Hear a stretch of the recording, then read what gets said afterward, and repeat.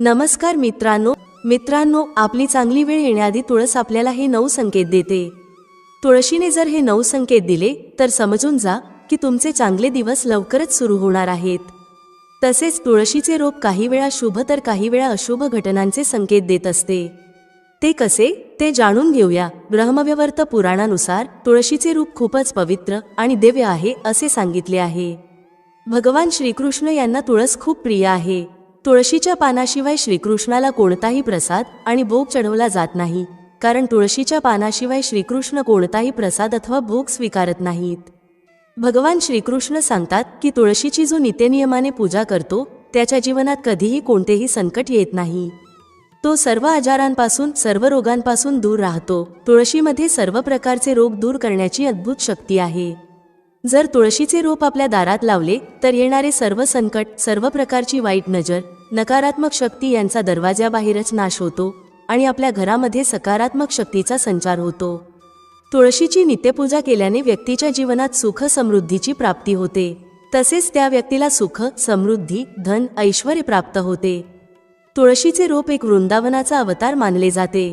म्हणून घरात इतर कोणतेही रोप असो किंवा नसो, पण तुळशीचे रोप नक्की असावे। जर तुम्हाला जास्त झाडे अथवा रोपटे आवडत असतील तर तुम्ही तुमच्या आवडीची इतर रोपेही लावू शकता, परंतु तुळशीचे रोप हे आवर्जून आपल्या घरी असावे। मित्रांनो, या व्हिडिओमध्ये आपण तुळशी मातेबद्दल विस्तृत माहिती पाहणार आहोत। त्यामुळे माझी तुम्हा सर्वांना विनंती आहे की तुम्ही हा व्हिडिओ शेवटपर्यंत पहा।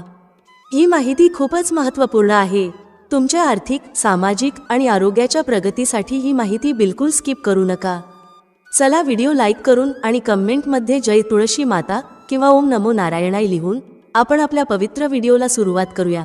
सर्वप्रथम आपण पाहूया चांगल्या वाईट वेळेचे तुळशी माता आपल्याला कशा प्रकारे संकेत देते। त्यानंतर आपण काही प्रसंग पाहू ज्यामधून आपल्याला तुळशी मातेचा महिमा कळेल। नंबर 1, जर घरात माता लक्ष्मीचे आगमन होणार असेल, समृद्धी येणार असेल तर तुमची तुळस चांगली फुललेली दिसते, तिला नवीन हिरवीगार पाने येऊ लागतात आणि तुळशीचे रोप टवटवीत दिसू लागते। दररोज महिलांनी नित्यनियमाने तुळशीला पाणी अर्पण करावे। तुळशीला नेहमी पिण्याचे शुद्ध पाणी अर्पण करावे। कोणतेही खराब पाणी किंवा दूषित पाणी अर्पण करू नये। जर तुळशीला दूषित पाणी अर्पण केले तर आपल्याला त्याचे चांगले फळ मिळत नाही, अर्थातच आपल्याला त्याचे दुष्परिणाम भोगावे लागतात। नंबर 2, जर तुमच्या तुळशीच्या रोपाच्या कुंडीत इतर नवीन तुळशीची रोपे येऊ लागली तर हे खूप शुभ लक्षण आहे। याचा अर्थ तुमची कमाई वाढणार आहे आणि तुमच्यासाठी उत्पन्नाचे नवीन स्रोत देखील सुरू होणार आहेत। ही नवनिर्मिती तुमची आगामी प्रगती दर्शवते। ही छोटे रोपे तुळशीचीच असतील तर आणखीन चांगले आहे। याचा अर्थ तुम्हाला अनपेक्षित धनलाभ होणार आहे। तुळशीचे रोप तुमची प्रगती दर्शवते। तुमची आवक वाढणार आहे आणि तुमची अडलेली सर्व कामे पूर्ण होणार आहेत। दररोज तुळशीची पूजा करताना ओम नमो भगवते वासुदेवाय हा मंत्र म्हणत तुळशीला 7 प्रदक्षिणा घालाव्यात। यामुळे तुमचे अडलेले सर्व काम पूर्ण होतेच, पण कोणत्याही कामांमध्ये विनाकारण अडचणी येत नाहीत। तुमचे अडलेले पैसे देखील लवकरात लवकर परत मिळतात। नंबर 3, काही वेळा तुम्ही बघितले असेल की तुळशीचे रोप अचानक सुकते। तुळशीची कितीही काळजी घेतली तरीही ते रोप सुकते, तर याचे हे संकेत आहेत की आपल्या घरात कोणत्या तरी नकारात्मक शक्तीचा वास आहे किंवा आपल्या घरावर कोणते तरी मोठे संकट येणार आहे। तुळशीचे रोप सुकते तर याचा अर्थ असा होतो की कोणत्या तरी कारणाने आपले धन खूप खर्च होणार आहे। म्हणून तुळशीचे रोप कधीही सुकून देऊ नका। वेळच्या वेळी त्याची काळजी घेत जा। रोजच्या रोज स्वच्छ करत जा। त्यामध्ये रोज नित्यनियमाने पिण्याचे स्वच्छ पाणी घालत जा। तुळशीच्या रोपाची काळजी घ्या। तसेच तुमच्या दारात इतर कोणतेही सुकलेले झाड असू नये। दारातील झाडे नेहमी हिरवीगार आणि टवटवीत असावीत। त्यामुळे घरामध्ये सकारात्मक ऊर्जा प्रवेश करते। त्यामुळे आपला संसार देखील त्या झाडांच्या फुलांप्रमाणे अगदी फुललेला, हसता, खेळता आणि टवटवीत असतो। जर घरासमोरील झाडे सुकलेली किंवा वाळलेली असतील तर घरामध्ये नकारात्मक ऊर्जा भास होते। अशा सुकलेल्या, वाळलेल्या झाडांपासून आपल्याला शुभ परिणाम मिळत नाहीत। त्यामुळे अशी झाडे लवकरच घरासमोरून काढून टाका आणि नवीन झाडे लावा व त्यांची काळजी घ्या। नंबर 4, तुळशीचे रोप हिरवेगार, फुललेले दिसले, तिला बहर येऊन नवीन मंजिरी धरू लागले तर समजून घ्या की तुमच्या वास्तूवर माता लक्ष्मीची कृपा आहे। त्यामुळे तुळशीच्या रोपाला दररोज नित्यनियमाने पाणी घालत जा आणि तुळशीची काळजी घेत जा। अशा वेळी तुम्ही तुळशीची योग्य प्रकारे मशागत केली पाहिजे। नंबर 5, जर एखाद्या गृहिणीला तिचा पती त्रास देत असेल तर तिने दररोज नित्यनेमाने तुळशीला पाणी घातल्याशिवाय अन्नाचा एक कण किंवा पाण्याचा एक थेंब सुद्धा न पिण्याचा संकल्प करावा. यामुळे तिला उत्तम पतिसौख्य लाभेल आणि तिचा संसार देखील सुखाचा होईल. नंबर 6, तुळशीजवळ उभे राहून जमले तर श्री सूक्त किंवा लक्ष्मी सूक्ताचा पाठ करावा. यामुळे वास्तूची भरभराट होते आणि मनाची एकाग्रता साध्य होते. घरामधील प्रगतीत येणारे अडथळे दूर होतात. नंबर 7, तुळशीची हिरवीगार पाने आपोआप गळून पडत असतील तर तुमच्या घरात क्लेश, भांडणे वाढणे यासारख्या समस्या येत राहतील. घरातील आपापसात संबंध आणि पारिवारिक संबंध खराब होऊ शकतात. घरामध्ये विनाकारण छोट्याशा कारणांवरून वाद होत राहतात. वडील आणि मुलगा यांच्यामध्ये जास्तच वादाचे प्रमाण दिसते. असे होत असेल तर विनाकारण क्लेश होण्यापासून वाचायचे असेल तर रोज तुळशीजवळ तुपाचा एक दिवा नक्की लावावा. यामुळे घरामध्ये होणाऱ्या कटकटी थांबतात. याशिवाय रोज सायंकाळी तुळशीजवळ तुपाचा दिवा लावल्याने आपल्या घरात लक्ष्मी देखील स्थिर होते. लक्ष्मीचे कायमचे वास्तव्य आपल्या घरामध्ये राहते. त्यामुळे या सर्व कटकटींमधून आपली कायमची सुटका होते. घरामध्ये होणारे वादविवाद आणि अशांतीचे दिवस निघून जातात आणि सुखाचे दिवस लवकरच येतात. घरातील वातावरण आनंदी राहण्यासाठी व घरामध्ये लक्ष्मीचे सदैव वास्तव्य राहण्यासाठी रामबाण उपाय म्हणजे दररोज तुळशीजवळ तुपाचा दिवा नक्की लावावा. नंबर 8, तुळशीच्या रोपाजवळ दुसरे नवीन रोप येत असेल तर याचा अर्थ असा होतो की तुमच्या घरात आनंद येणार आहे, तुमच्या व्यापारात वाढ होणार आहे आणि तुम्हाला धनलाभ होणार आहे. नंबर 9, तुळशीच्या रोपाजवळ छोटेसे फुलपाखरू येत असेल तर लवकरच तुमचे सुखाचे दिवस येणार आहेत. तुळशीच्या रोपावर फुलपाखरू येणे म्हणजे अतिशय शुभ संकेत आहे. तुळशीच्या रोपाजवळ फुलपाखरू आले तर तुमचे नशीब बदलू शकते. तुम्हाला पैसे येण्याचे नवीन मार्ग खुले होतील आणि नवीन नवीन संधी उपलब्ध होतील. तुमच्या व्यापारामध्ये, व्यवसायामध्ये वाढ होईल असा संकेत असतो किंवा त्याचा अर्थ असा असतो की लवकरच तुम्हाला धनलाभ होणार आहे. तुमची कोणती तरी मोठी इच्छा पूर्ण होणार आहे. नंबर 10, ज्या घरात बहरलेली तुळस असते त्या घरात आनंद, ऐश्वर्य दिसून येते. तर ज्या घरामध्ये वाळलेली तुळस दिसून येते त्या घरामध्ये कलह, आर्थिक तंगी, मतभेद असतात आणि घरावर अवकळा दिसून येते. अशा घरामध्ये कितीही पैसा येत राहिला तरी तो टिकत नाही. विनाकारण नको त्या गोष्टींवर पैसा वाया जात असतो, कारण तुळशी आणि माता लक्ष्मी या मैत्रिणी असतात. सायंकाळच्या वेळेस ज्यावेळेस आपण तुळशीजवळ दिवा लावतो त्यावेळी माता लक्ष्मी देखील तुळशीजवळ गप्पा मारत थांबते आणि नंतर आपल्या घरामध्ये प्रवेश करते. जर तुळशीजवळ दिवा लावला असेल तर नक्कीच लक्ष्मी आपल्या घरामध्ये प्रवेश करते. त्यामुळे सायंकाळच्या वेळी न चुकता तुळशीजवळ दिवा लावा. शुद्ध गाईच्या तुपाचा दिवा लावल्याने सकारात्मक ऊर्जा देखील प्रदान होते. यामुळे आपल्या घरी लक्ष्मी कायमस्वरूपी निवास करते. त्यामुळे पूर्वीचे लोक अंगणातील तुळशीवरून घरातील लोक कसे आहेत याचे वर्णन करायचे. जर तुळस फुललेली असेल तर त्या घरामध्ये आनंदाचे उदाहरण दिसत असे आणि जर एखाद्या घराची तुळस सुकलेली असेल तर त्या घरामध्ये सतत वाद, कटकटी आणि पैशांची कमतरता जाणवत असे. नंबर 11, अनेक वेळा असे घडते की तुळशीजवळ मुंग्या जमू लागतात व त्या आपले घर मातीत बनवतात किंवा इतर कीटकांचा प्रादुर्भाव दिसून येतो. असे होणे अत्यंत अशुभ मानले जाते. याचा अर्थ असा होतो की तुमच्या कुटुंबावर एखादे मोठे संकट येऊ शकते किंवा तुमच्या घरातील एखादी व्यक्ती आजारी पडू शकते आणि त्यांच्यावर मोठ्या प्रमाणात पैसा खर्च करावा लागू शकतो. म्हणून नेहमी लक्षात ठेवा, जेव्हा तुळशीजवळ मिठाई किंवा प्रसाद ठेवाल तेव्हा वेळेतच तिथून प्रसाद उचला व बाजूला ठेवा, म्हणजे त्याला मुंग्या लागणार नाहीत. या सर्व गोष्टींची काळजी घेतली तर तुळशीचे रोप बहरलेले अगदी चांगले राहू शकते. नंबर 12, तुळशीचे रोप आपल्याला चांगल्या वाईट येणाऱ्या गोष्टींबद्दल संकेत देत असते. आपण असंही बघितलं असेल की तुळशीच्या रोपाजवळ कधी कधी मुंग्या जमा होत असतात. याचा अर्थ असा होतो की कोणती तरी बाहेरची व्यक्ती तुमच्या घरावर विपत्ती आणणार आहे. कोणत्या तरी व्यक्तीमुळे तुमचे मोठे नुकसान होऊ शकते. नंबर 13, तुळशीच्या रोपाजवळ चिमण्या किंवा चिमण्यांची पिल्लं येऊन बसत असतील तर याचा अर्थ असा होतो की लवकरच तुम्हाला धनलाभ होणार आहे किंवा तुमची कोणती तरी सर्वात मोठी इच्छा लवकरच पूर्ण होणार आहे. खूप दिवसांपासून अडलेलं काम तुमचं लवकरात लवकर पूर्ण होणार आहे. त्यापासून कुटुंबातील सर्व व्यक्तींना खूप आनंद मिळणार आहे किंवा तुम्हाला एखाद्या कामामध्ये किंवा व्यवहारामध्ये संपूर्ण यश आणि फायदा मिळणार आहे. मैत्रिणींनो, या 3 स्त्रियांनी तुळशी मातेला कधीही जल अर्पण करू नये. मित्रांनो, एकदा देवी सत्यभामा भगवान श्रीकृष्णाजवळ येते आणि त्यांना विचारू लागते, प्रभू, आज मी तुमच्याकडे हे जाणून घेण्याच्या उद्देशाने आले आहे की तुळशी मातेला जल अर्पण करण्याचे नियम कोणते आहेत? अशी कोणती स्त्री आहे जी तुळशीला जल अर्पण करू शकते आणि कोणती स्त्री आहे जी तुळशीला जल अर्पण करू शकत नाही? या विषयात कृपया मला ज्ञान द्या. तेव्हा भगवान श्रीकृष्ण म्हणतात, हे सत्यभामा, आज तुम्ही खूपच एक उत्तम प्रश्न विचारला आहे. तुळशीला जल अर्पण करण्याचे काही महत्त्वपूर्ण नियम असतात, ज्या नियमांचे पालन करतच तुळशीला जल अर्पण करायला हवे. जर एखादा व्यक्ती या नियमांचे पालन करत नसेल तर अशा व्यक्तीला महापाप लागत असतो. माता लक्ष्मी असे घर सोडून निघून जाते. हे देवी, आज मी अशा 3 स्त्रियांबद्दल तुम्हाला सांगणार आहे, ज्या स्त्रियांनी चुकूनही तुळशीला जल अर्पण करू नये. अशा स्त्रियांना तुळशी मातेला जल अर्पण करण्याचा कोणताही शुभ फळ प्राप्त होत नाही. उलट जर ह्या 3 स्त्रियांनी तुळशी मातेला जल अर्पण केले तर यांना महापाप लागू शकतो. तुळशी मातेला जल अर्पण करण्याचे नियम सांगण्यापूर्वी हे देवी, मी तुम्हाला करुणाचा प्राचीन इतिहास सांगत आहे. तुम्ही हे लक्षपूर्वक ऐका. जी पण स्त्री ह्या प्राचीन कथेचा श्रवण करते अशा स्त्रीला अनंत पुण्याची प्राप्ती होते. या कथेला जो पण मनुष्य लक्षपूर्वक ऐकतो आणि या कथेचा जो प्रचार करतो त्याच्या आयुष्यातील सर्व दुःखांचा नाश होतो आणि अशा व्यक्तीच्या आयुष्यातील दारिद्र्याचा पूर्णपणे नाश होतो. देवी सत्यभामा म्हणते, हे स्वामी, तुमच्या मुखातून या कथेचे श्रवण करणे हे माझ्यासाठी एक सौभाग्याची गोष्ट आहे. कृपया तुम्ही ही कथा सांगण्यास सुरुवात करा. मी ही कथा पूर्णपणे नक्कीच ऐकेल. मित्रांनो, त्यानंतर भगवान श्रीकृष्ण देवी सत्यभामा हिला कथा सांगण्यास प्रारंभ करतात. मित्रांनो, तुम्ही सुद्धा ही कथा पूर्णपणे नक्की ऐका, कारण अर्धे ज्ञान हे नेहमी धोकादायक असते. तर चला आपण कथेला सुरुवात करूया.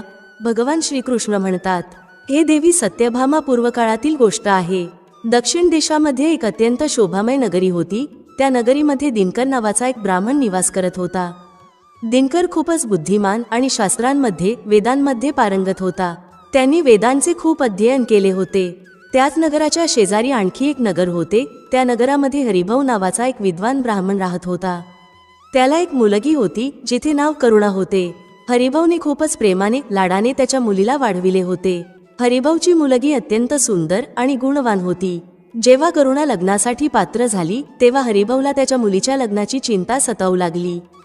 त्यामुळेच हरिभाऊ त्याच्या पत्नीला म्हणाला, हे प्रिये, आपली मुलगी आता मोठी झाली आहे आणि म्हणूनच आपण तिचे लग्न लावून द्यायला हवे. तेव्हा हरिभाऊची पत्नी म्हणते, हे स्वामी, माझ्या दृष्टीमध्ये एक विद्वान ब्राह्मण आहे ज्यांचे नाव दिनकर आहे. माझं असं मत आहे की आपल्या मुलीचे लग्न त्याच श्रेष्ठ ब्राह्मणासोबत करण्यात यावे. दिनकर ब्राह्मणासोबत आपल्या मुलीचे लग्न लावल्यामुळे आपली मुलगी आनंदी आयुष्य जगू शकेल. हरिभाऊ म्हणतो, हे प्रिये, तू अगदी योग्य म्हणतेस. मी सुद्धा दिनकरबद्दल खूप काही ऐकले आहे. आपण आपल्या मुलीचे लग्न त्यांच्यासोबतच करूया.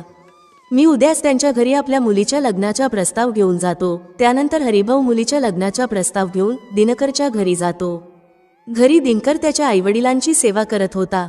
जेव्हा हरिभाऊ दिनकरला त्याच्या आईवडिलांची सेवा करताना पाहतो तेव्हा त्याला खूपच आनंद होतो. तो विचार करू लागतो, अरे वा, हा ब्राह्मण पुत्र तर खूपच महान आहे. हा तर खूपच आनंदाने त्याच्या आईवडिलांची सेवा करत आहे. जेव्हा दिनकर पाहतो की हरिभाऊ हे त्यांच्या द्वारात उभे आहेत तेव्हा तो त्यांचे स्वागत करतो आणि म्हणतो, हे ब्राह्मण देवता, तुमचे आमच्या घरामध्ये स्वागत आहे. सांगा, मी तुमची कशा प्रकारे मदत करू शकतो? दिनकरचे आदरातिथ्य पाहून हरिभाऊ अत्यंत खुश होतो. तो पाहतो की दिनकरचे घर अत्यंत पवित्र आणि स्वच्छ आहे.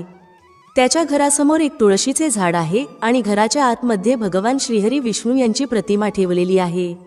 यामुळे हरिभाऊची खात्री पटते की दिनकरच त्याच्या मुलीसाठी योग्य वर आहे. त्यानंतर हरिभाऊ दिनकरला म्हणतो, हे दिनकर, आज मी तुमच्याजवळ माझ्या मुलीच्या लग्नाचा प्रस्ताव घेऊन आलो आहे.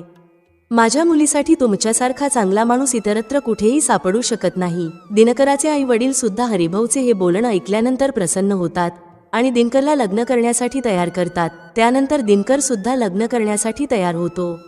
विवाहाचा मुहूर्त ठरवला जातो आणि एका पवित्र ठिकाणी दिनकर आणि करुणाचा विवाह सोहळा संपन्न केला जातो. करुणाचे सुंदर आणि मनमोहक रूप पाहून दिनकर खूपच आनंदी होतो. करुणा अत्यंत गुणवान आणि चरित्रवान स्त्री होती. विवाहानंतर जेव्हा करुणा दिनकरच्या घरी जाते तेव्हा ती तिच्या नवऱ्याची, सासू सासऱ्यांची खूपच चांगल्या प्रकारे सेवा करते. तिच्या गोड बोलण्याने आणि कार्याने ती सर्वांचे मन जिंकते. करुणाच्या सासरची लोक सुद्धा करुणाच्या वागणुकीमुळे खूपच आनंदी असतात. करुणा नेहमी नवरा उठण्यापूर्वी उठून घराचा अंगण साफ करायची. त्यानंतर घरामध्ये साफसफाई करायची व त्यानंतर ती आंघोळ करायची. अंघोळ केल्यानंतर ती नित्यनेमाने तुळशी मातेला जल अर्पण करायची व त्यानंतर पूजा घरात जाऊन भगवान श्रीहरी विष्णू आणि माता लक्ष्मी यांची पूजा करायची व त्यानंतर अन्न शिजवून त्यामध्ये तुळशीपत्र ठेवून तो प्रसाद भगवान श्रीहरी विष्णू यांना अर्पण करायची। त्यानंतर ती तिच्या नवऱ्याला भोजन द्यायची व त्यानंतर स्वतः भोजन ग्रहण करायची। रात्री ती पतीचे पाय दाबून नवरा झोपल्यानंतर ती झोपायची। करुणामध्ये एका पतिव्रता स्त्रीचे सर्व लक्षण होते। ती तिच्या नवऱ्याला देव मानायची आणि देव मानूनच नवऱ्याची सेवा करत असे। करुणाने पतीव्यतिरिक्त दुसऱ्या पुरुषाबद्दल कधीच विचार केला नाही। ती नेहमी धर्माचे पालन करणारी आणि धार्मिक कार्य करणारी पवित्र स्त्री होती। तिने कधीही तिच्या आयुष्यात कोणतेही अशुभ कार्य केले नाहीत। करुणाचा असा सात्विक आणि सरळ स्वभाव पाहून माता लक्ष्मी सुद्धा करुणावर प्रसन्न असायची, ज्यामुळे माता लक्ष्मी स्वतः तिच्या घरात येऊन निवास करू लागते, ज्यामुळे करुणाच्या आयुष्यात सुख समृद्धी अनेक पटीने वाढली। भगवान श्रीकृष्ण म्हणतात, हे देवी सत्यभामा, देवी लक्ष्मी त्याच स्त्रियांवर तिची कृपादृष्टी ठेवते ज्या स्त्रिया पतिव्रता असतात आणि ज्या सत्य धर्माचे पालन करतात। करुणाच्या मध्ये ते सर्व लक्षण होते जे एका श्रेष्ठ पतिव्रता स्त्रीमध्ये असायला हवेत। परंतु हे देवी, पुढे मी तुम्हाला सांगणार आहे की करुणाने एक चूक केली, ज्या चुकीमुळे देवी लक्ष्मी तिचे घर त्यागून निघून गेली। एके दिवशी सकाळी करुणाचा नवरा अत्यंत कामातूर होऊन करुणाच्या जवळ आला व त्यानंतर त्याने करुणासोबत संबंध स्थापित केला, ज्यामुळे करुणाचे शरीर अपवित्र झाले। परंतु करुणाचे मन सुद्धा कामाच्या प्रभावांमध्येच होते आणि त्यामुळेच ती तिचे नित्य नियम विसरून गेली। तिने नवऱ्यासोबत संबंध ठेवल्यानंतर आंघोळ न करताच तुळशी मातेला स्पर्श केला आणि तुळशी मातेला जल अर्पण केला, ज्यामुळे करुणाच्या शरीरामध्ये महामोह यांनी प्रवेश केला। करुणाच्या शरीरामध्ये महामोहाने प्रवेश करताच देवी लक्ष्मीने करुणाचे घर त्यागले आणि माता लक्ष्मी करुणाचे घर सोडून निघून गेली। करुणाच्या शरीरामध्ये प्रवेश केलेल्या त्या महामोहाने करुणाला सर्व धार्मिक कार्यांपासून दूर ठेवले, ज्यामुळे याचा विपरीत परिणाम करुणाच्या नवऱ्यावर सुद्धा झाला आणि तो सुद्धा नेहमी कामातूर राहून करुणासोबत राहू लागला।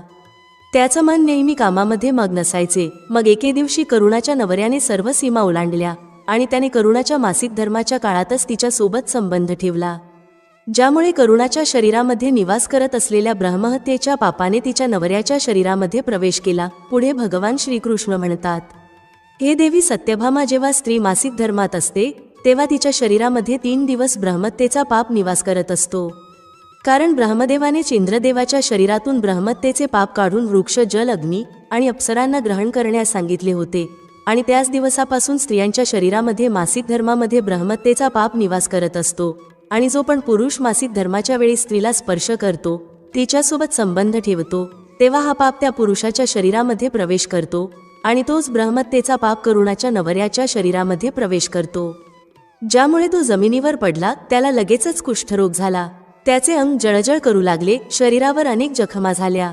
तो यातनेने ओरडू लागला, हे देवा, माझ्याकडून खूप मोठे पाप झाले आहे। मला सर्व काही माहीत असूनही मी हा घोर पाप केला आहे। आता माझे रक्षण कोण करणार? करुणाची सासू लगेच त्या ठिकाणी येते तेव्हा तिने पाहिले की तिचा मुलगा कुष्ठरोगाने ग्रस्त होऊन जमिनीवर पडला आहे। ती रागात येऊन करुणाला म्हणू लागली, अगं ये कुलटे, पापणी, तू हे काय केले आहेस? तू तुझ्याच नवऱ्याचे धर्म भ्रष्ट केले आहेस। नवऱ्याची ही अशी अवस्था पाहून करुणा खूपच घाबरते आणि ती जोर जोरात रडू लागली। ती सासूबाईला म्हणाली, सासूबाई, मला क्षमा करा, माझ्याकडून खूप मोठी चूक घडली आहे। कामाच्या प्रभावामध्ये माझ्याकडून हा अपराध घडला आहे। करुणाची सासूबाई म्हणते, पापिणी, तू या घरातून आत्ताच निघून जा। तुझ्यासारख्या पापी स्त्रीला या घरामध्ये अजिबात जागा नाही। तू माझ्या मुलाच्या आयुष्याला नरका सामान केले आहेस। करुणा म्हणते, सासूबाई, मी कुठे जाऊ? माझ्या नवऱ्या व्यतिरिक्त माझा दुसरा कोणीही नाही। मी त्यांच्याशिवाय जिवंत राहू शकत नाही। तेव्हा करुणाची सासू म्हणते, तुला वाटेल ते कर, कुठे जाऊन जीव दे, परंतु तू आता या घरात राहू शकत नाहीस। इतकं म्हटल्यानंतर करुणाच्या सासूने करुणाला धक्के मारून घरातून बाहेर काढले। त्यानंतर करुणा दुःखी होऊन घरातून निघून गेली। तिला तिच्या चुकीचा खूपच पश्चाताप वाटू लागला। तिला काहीच समजत नव्हतं की काय करावं।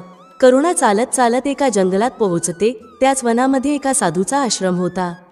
तेव्हा ती त्या आश्रमामध्ये मदत मागण्यासाठी जाते, तेव्हा तिथे कोणीही नसतो। करुणा त्याच आश्रमात जाऊन बसते आणि तिच्या चुकीबद्दल विचार करू लागते। मग काही वेळानंतर एक ऋषी तिथे येतात, ज्यांचा तो आश्रम असतो।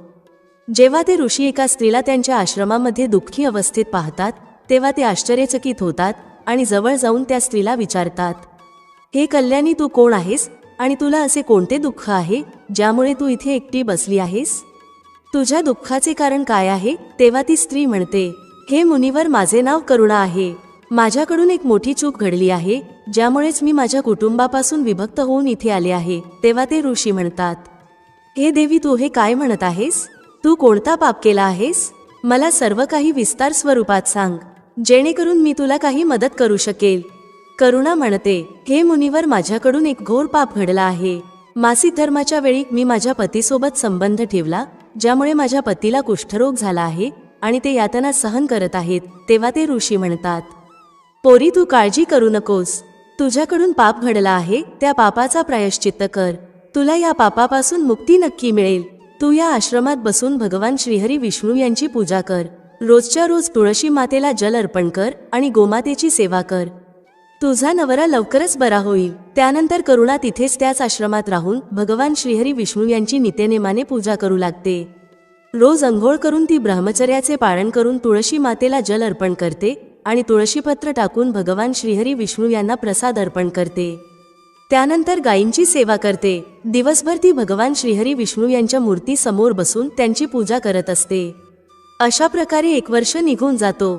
भगवान श्रीहरी विष्णू करुणाच्या दीर्घ निष्ठेने आणि भक्तीने अत्यंत प्रसन्न होतात आणि करुणाला साक्षात दर्शन देतात. श्री हरी विष्णू यांना समोर उभे पाहून करुणा त्यांना प्रणाम करू लागते. तेव्हा भगवान श्रीहरी विष्णू करुणाला म्हणतात, हे पुत्री, तू खूपच श्रद्धेने आणि भक्तिभावनेने माझी आराधना केली आहेस आणि म्हणूनच मी तुझ्यावर प्रसन्न झालो आहे.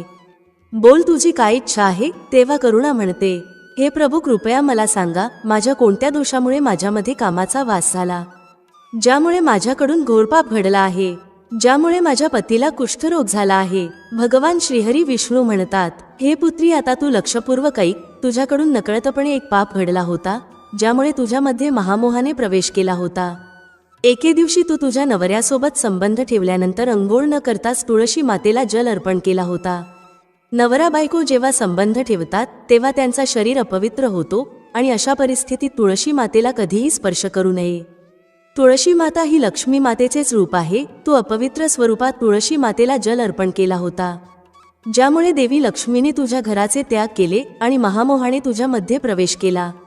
त्याच महामोहामुळे तुझ्यामध्ये आणि तुझ्या नवऱ्यामध्ये कामाचा प्रभाव वाढला आणि मासिक धर्माच्या वेळी तुझ्या नवऱ्याने तुझ्यासोबत संबंध ठेवल्यामुळे तुझ्या नवऱ्याला कुष्ठरोग झाला. तेव्हा करुणा म्हणते, प्रभू, नकळतपणे माझ्याकडून हे खूप मोठे पाप घडले आहे.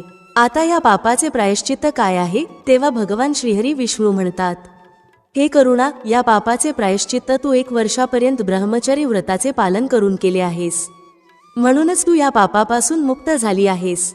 करुणा म्हणते, हे प्रभू, कृपया मला सांगा, कोणत्या अवस्थेमध्ये तुळशी मातेला जल अर्पण करू नये आणि तुळशी मातेला जल अर्पण करण्याचे नियम कोणते आहेत? भगवान श्रीहरी विष्णू म्हणतात, हे करुणा, आता मी तुला तुळशी मातेला जल अर्पण करण्याचे नियम सांगत आहे.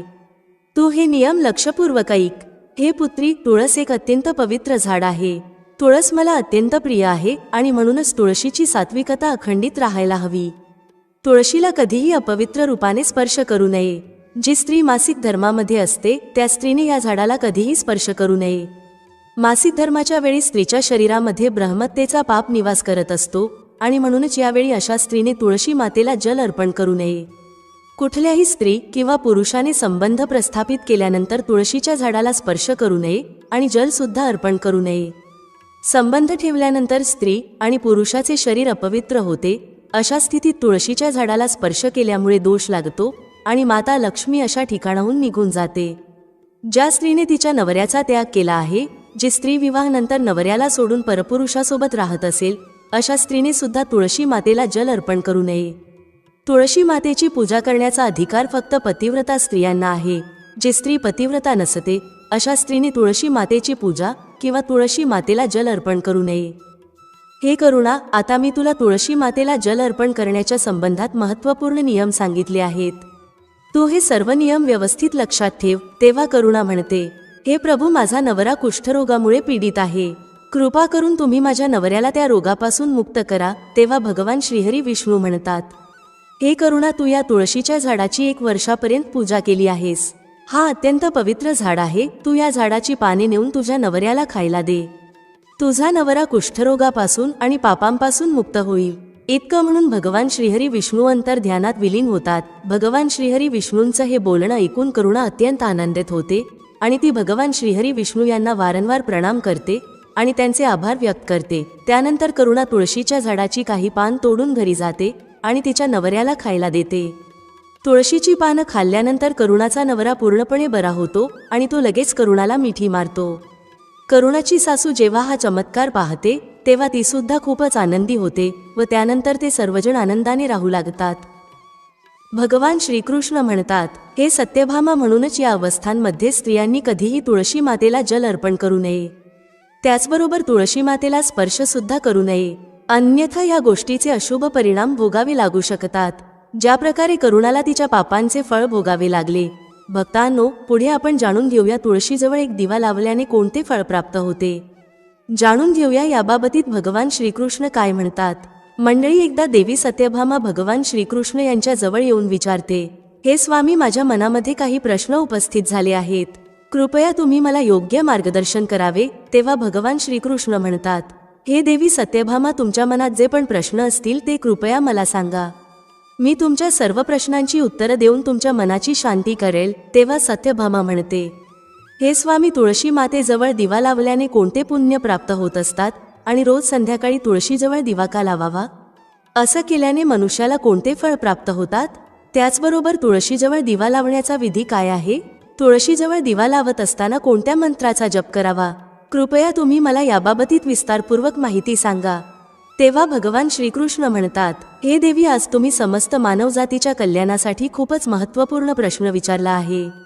तुमच्या ह्या प्रश्नाचे उत्तर देण्यापूर्वी मी तुम्हाला एक प्राचीन कथा सांगू इच्छित आहे, ज्या कथेमार्फत तुमच्या सर्व प्रश्नांची उत्तरं तुम्हाला मिळू शकतील. संध्याकाळी तुळशीजवळ दिवा लावल्याने ज्या फळाची प्राप्ती होत असते त्याच गोष्टीचा वर्णन मी या कथेमध्ये करणार आहे आणि म्हणूनच तुम्ही या कथेला ध्यानपूर्वक आणि शेवटपर्यंत ऐका. तेव्हा देवी सत्यभामा म्हणते, हे प्रभू, मी या कथेला ऐकण्यासाठी खूपच उत्सुक आहे.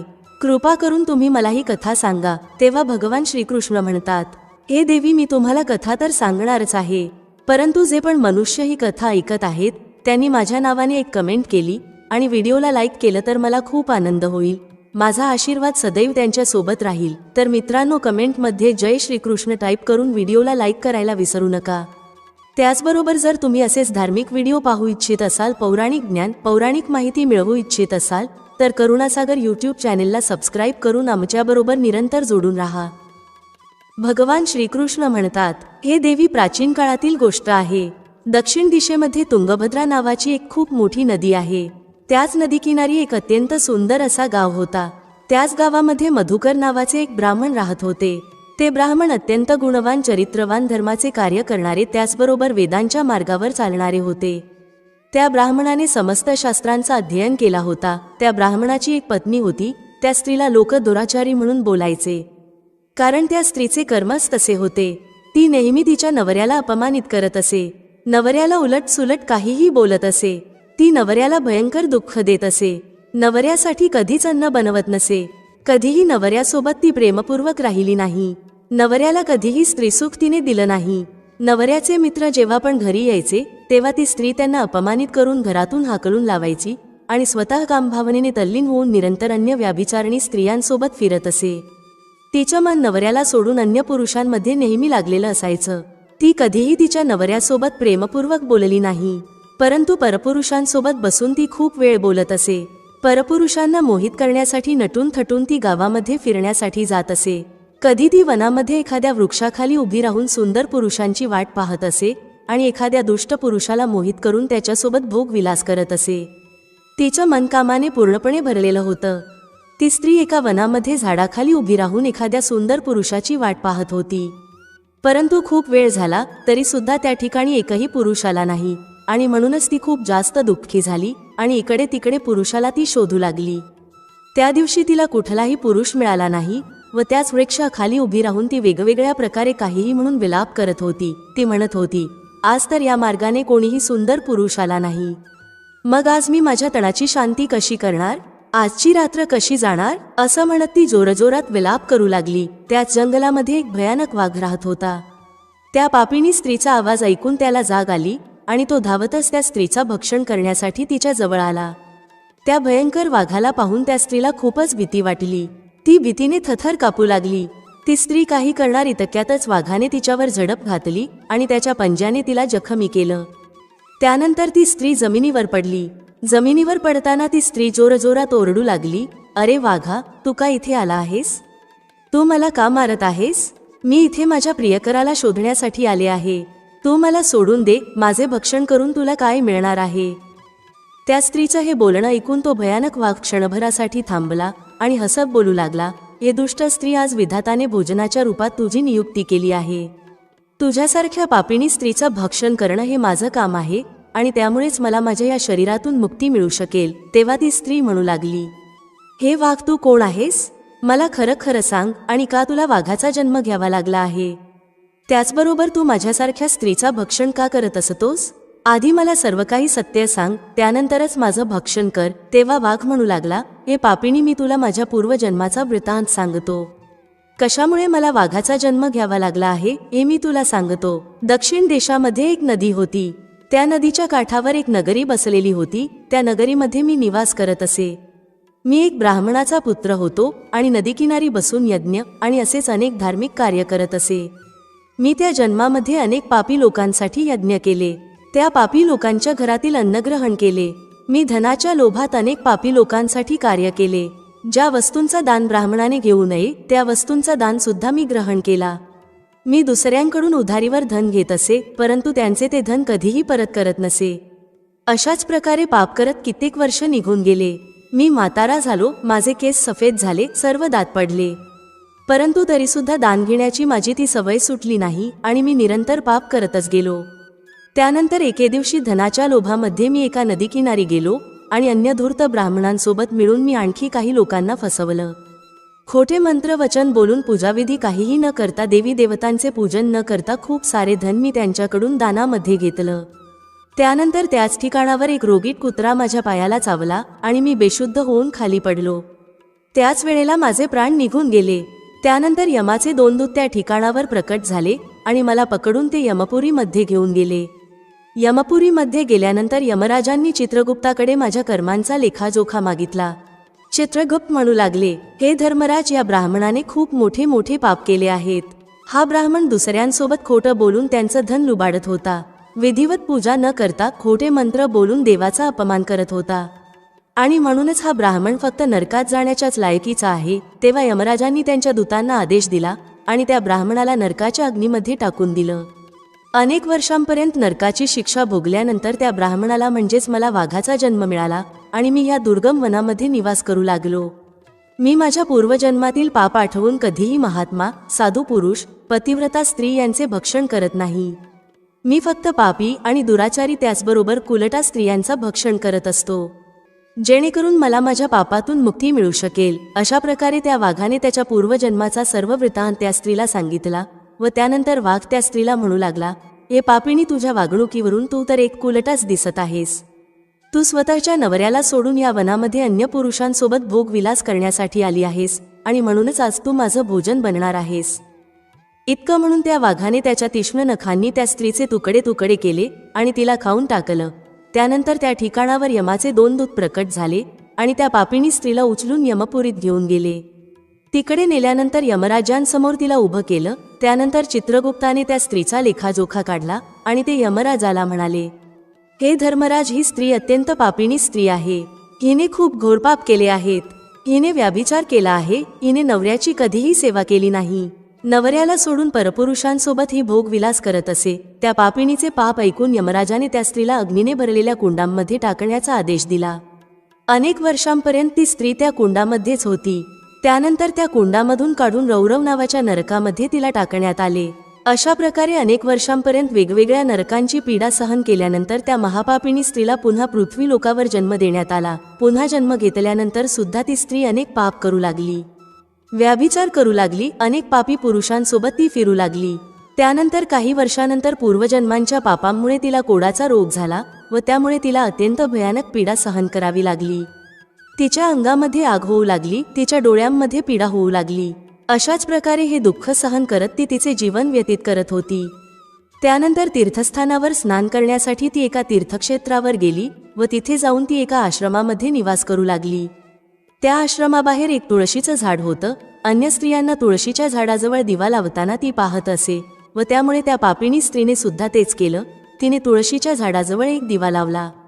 त्यानंतर ती स्त्री काही दिवस त्या आश्रमात राहिली व रोजच्या रोज नित्यनेमाने ती तुळशीजवळ दिवा लावत असे. एके रात्री हृदयविकाराच्या झटक्याने तिचा मृत्यू झाला. त्यानंतर यमराजाचे 2 दूत तिला घेऊन जाण्यासाठी तिथे प्रकट झाले.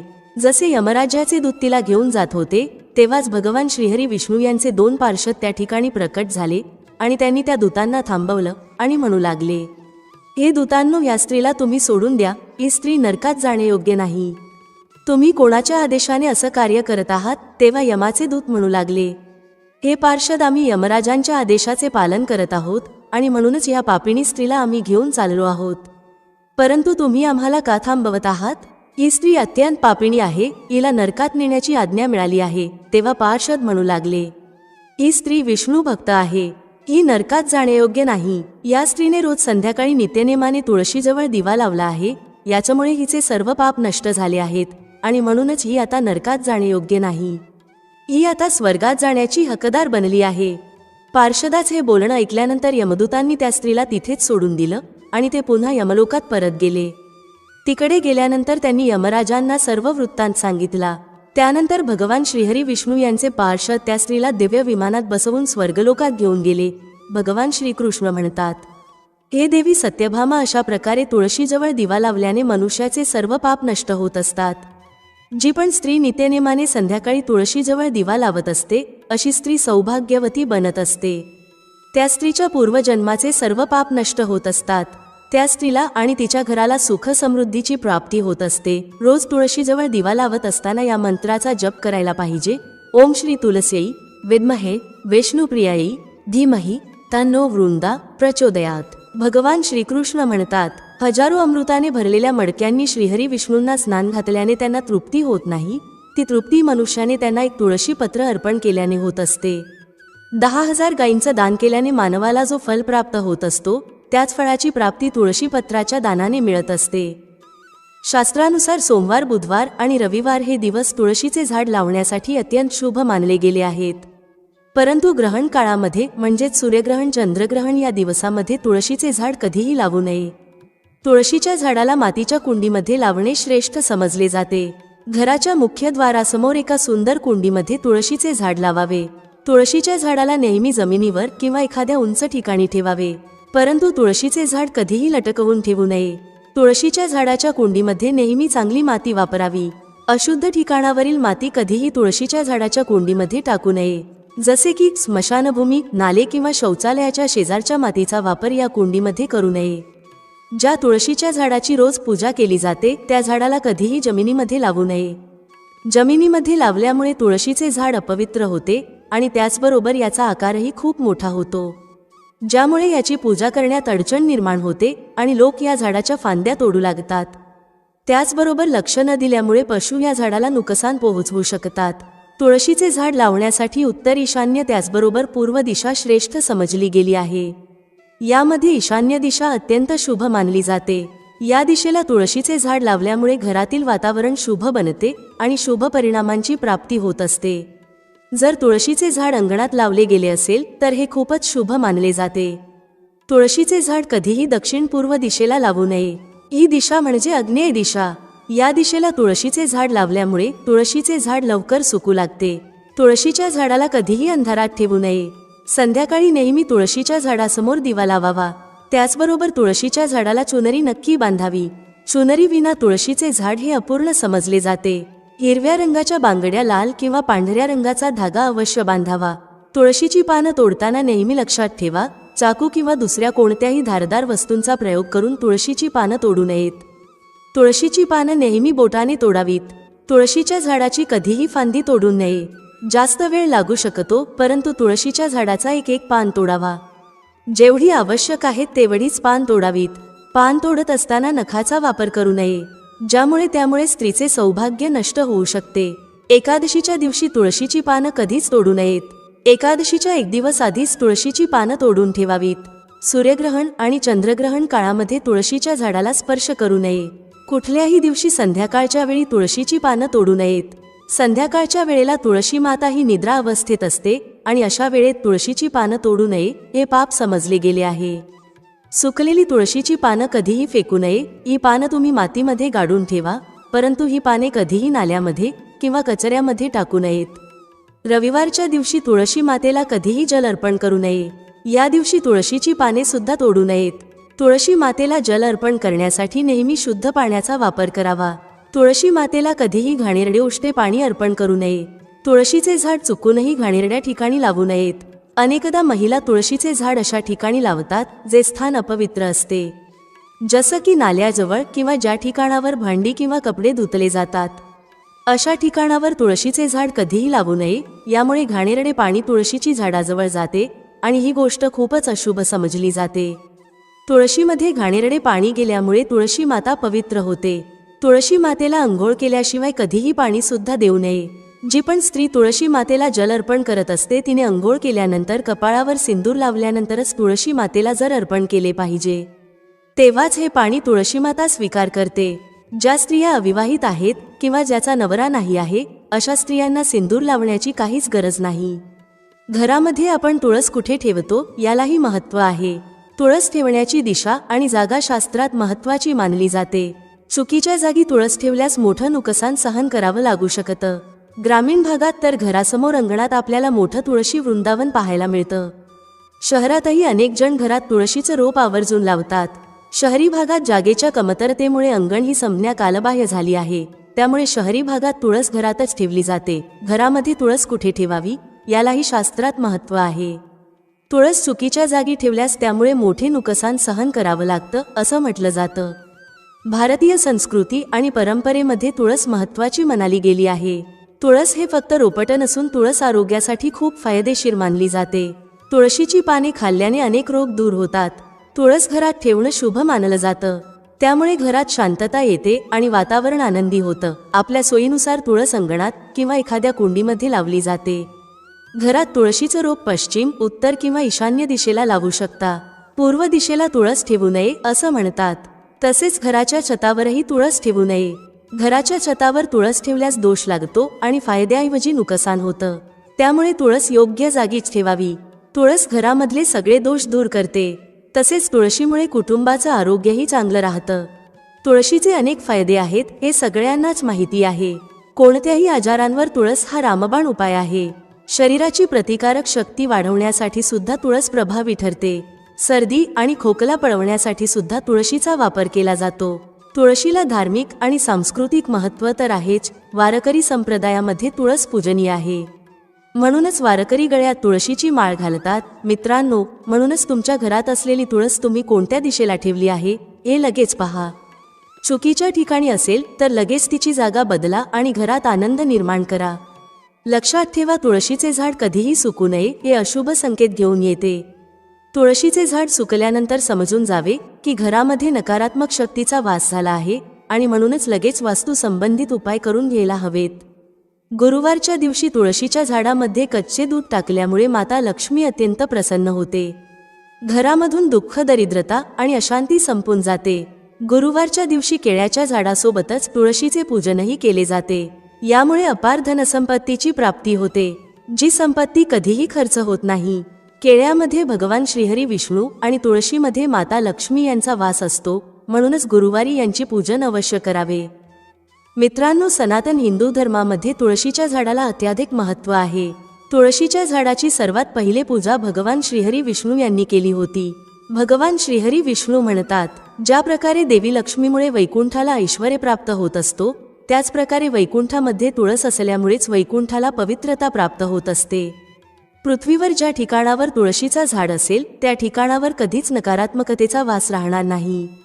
असे स्थान नेहमी पवित्र असेल आणि म्हणूनच आपल्या घरामध्ये तुळशीचे झाड आपण अवश्य लावावे. तर मित्रांनो, अशा प्रकारे तुळशी मातेचा महिमा अंगिणत आहे. मित्रांनो, व्हिडिओमध्ये सांगितलेली माहिती तुम्हाला आवडली असेल तर व्हिडिओला लाईक करायला विसरू नका. भेटूया पुढच्या अशाच एका माहितीपूर्वक व्हिडिओमध्ये एका नवीन चर्चेसह. तुम्हा सर्वांचे मनःपूर्वक आभार. श्री स्वामी समर्थ. जय श्री राम, जय श्री हनुमान, जय श्री कृष्ण, जय माता लक्ष्मी.